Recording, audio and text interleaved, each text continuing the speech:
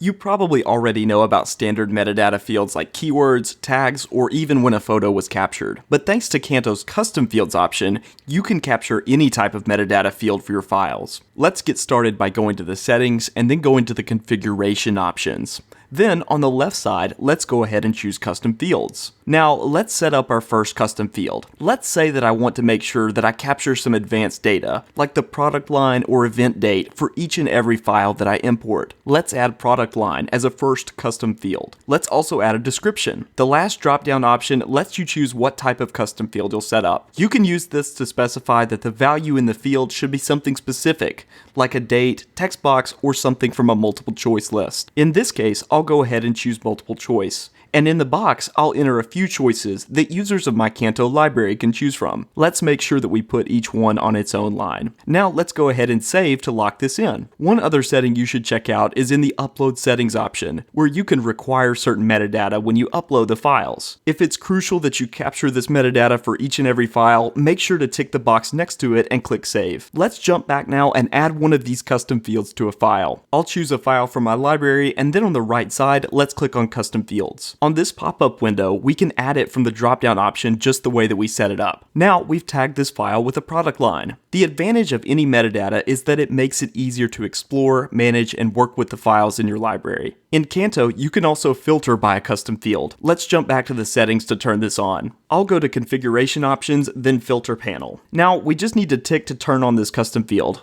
Let's click Save. Now, back in the main library, I'll open up the filtering panel, and you can see the options for this new custom field. We can click on one of the values here to filter down the files in my Canto library just to see the ones that match. Custom fields are a favorite feature of mine for their ability to capture the data that matters the most to your individual team. Thanks for watching.